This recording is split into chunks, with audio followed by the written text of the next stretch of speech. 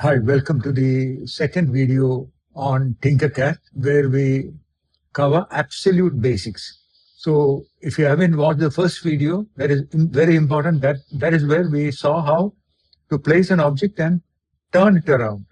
Click on any object and place it anywhere, and then you should be able to use your computer to move it around. A mouse or trackpad, mouse wheel, that you figure out, but you may even want to make a note how to move the object around. That is the first thing. Secondly, we saw how to stretch it, holding these black edges, and this will move it back, and this top middle white will make it tall. This triangular pointer will take it above the work plane. It can take it above, or it can even take it below the work plane. Okay, so that is what we covered in our video 1. In this video, we'll see how to measure an object. In the first video, I said don't hold the corner white pieces. When you hold the corner white pieces, length and breadth will change together.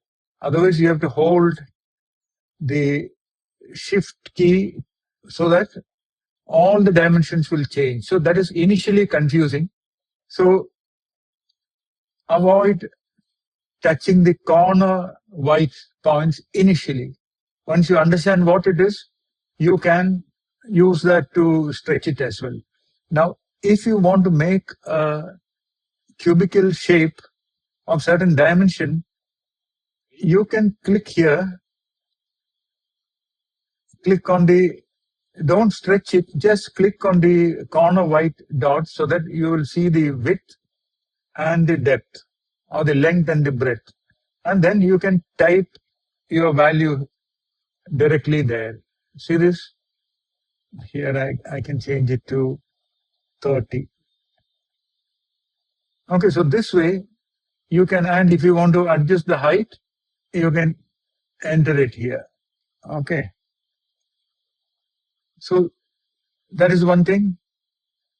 Second thing is, if you want to make this a hollow box-like container, what you need to do is, you first make the cube with the outer dimensions. Okay.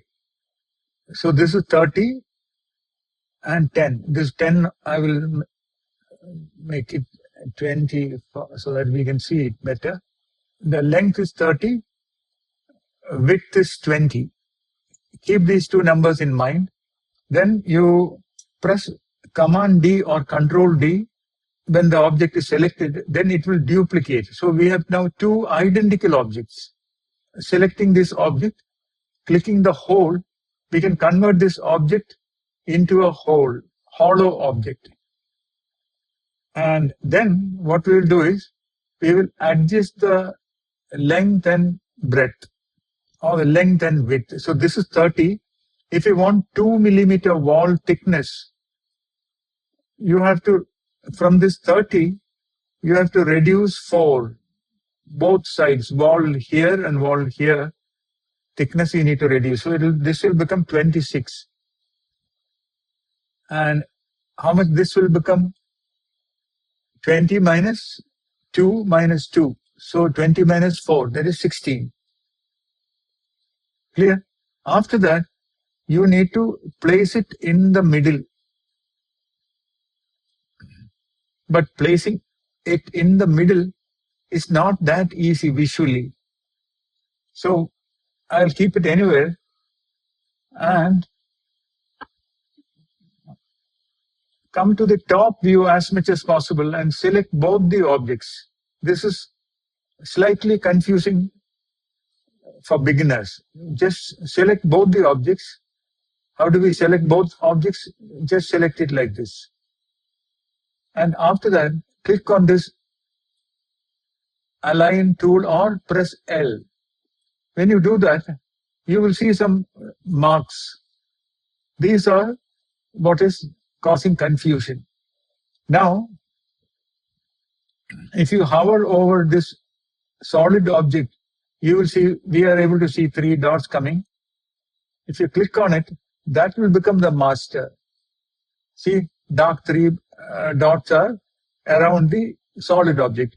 If you click on this hollow object will become the master. And why? What is the point in making it a master? That is, if this is the master, and then if you click on this middle point, you see this red box will move to the center in this direction. If you click this one, red will move to the center in this direction. Got it? So the master will not move. Let's make this red solid object the master by clicking on it. Click on it only once. If you click on it twice, then both objects will get selected. We don't want that. That is confusing.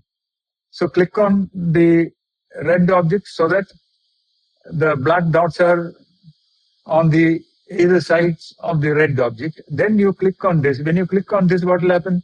This hollow object will move to the center this direction. I'm going to click. See this? So this is perfectly centered for this.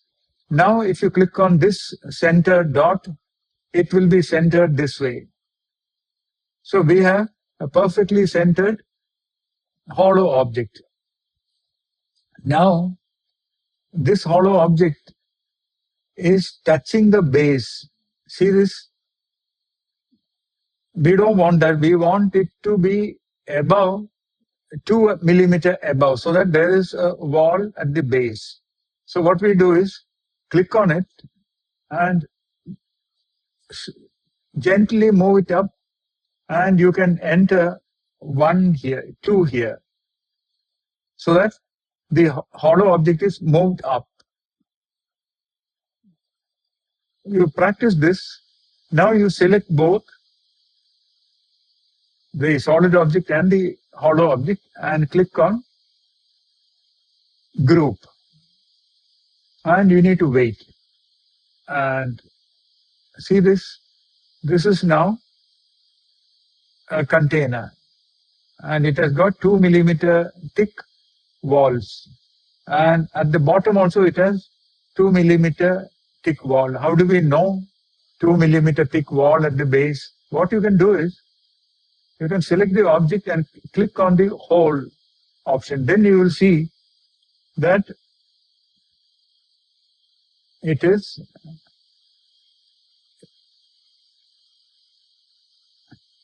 above the base, and there is a wall at the bottom also. Okay. So this way you can switch between hole and solid. Clear?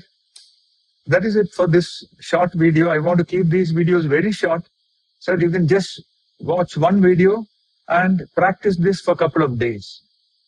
Till you get a hang of it, spend 10-15 minutes a day. Soon you will be able to create whatever you want. Thank you for your time. See you in the next episode.